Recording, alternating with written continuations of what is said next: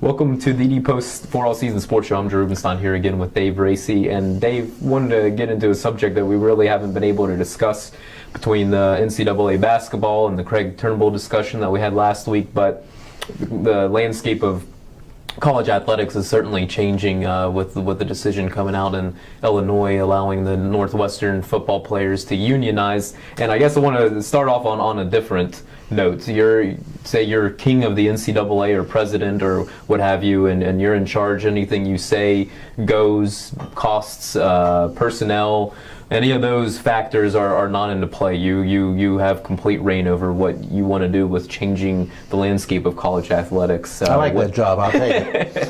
What are the first items on your to-do list if you're in that position? Well, I think, the unionization of the players and stuff, it has come to the point now where I think that an awful lot is being, placed upon these players. And not only, scheduling wise, practices and all games all during the week, longer schedules and things like that, but just the stress. There is a lot of pressure put on these young kids to go out there and play a football game when millions of dollars might be riding on the outcome of the games and things, and I just don't know if that's the right thing to do right now. I know when they get the professionals, they have that same pressure, but at least they are being paid for it. And here they're not being paid. They're not getting hardly anything.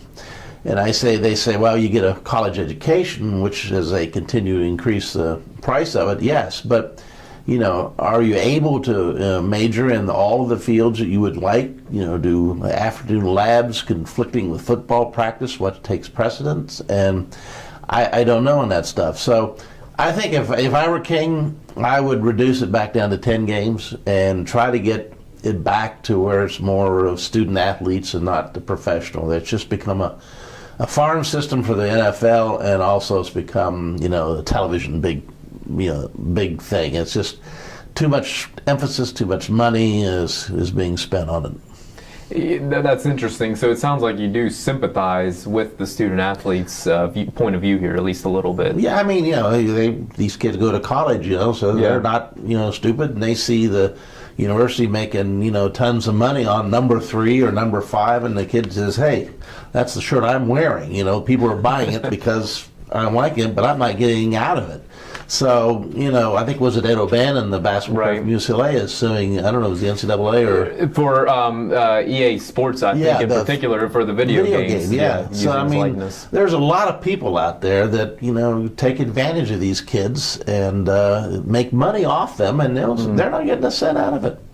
But I guess looking at it from that point of view, is there any way to make college athletics less interesting? Because there is so much money in it because of the level of interest. It's kind of gotten to a point of view where I don't know how you'd go about relieving some of the stress, because it is pretty much in terms of importance and what the fans and the donors demand. It's getting up there close to professional sports, and to start peeling that back, that'd be a tough proposition. Well, but where does it end if you don't? I say it can go this way, it can continue to go this way, but then, I don't think it's going to end up in a good situation. It's similar to states now that are, they're passing all the bills and laws to legalize gambling in just about any kind of form because there's tax money to be gained of it.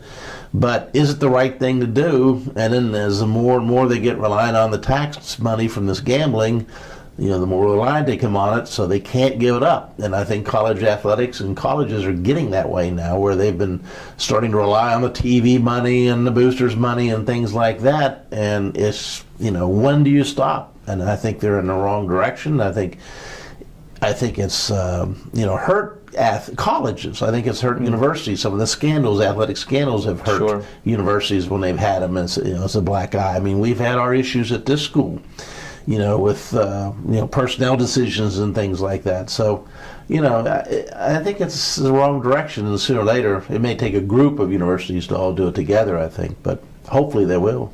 It's certainly a discussion we've had where big time college athletics as they are nowadays and higher education were probably two worlds that were never meant to coexist, and they're trying to. And I don't know that there's been any efforts to remove those two from one another. So you were hitting on it. 10, 15 years down the road, where is this taking us? You say it's a slippery slope and it's a scary direction, but where do you see things proceeding with just in light of everything that's happened here? Well, I don't see them changing, to be truthful. I think that things will continue on, and they'll probably have more regular season games, and maybe they're going to have obviously a national championship playoff. They'll probably try to redo something with football like they do with March Madness.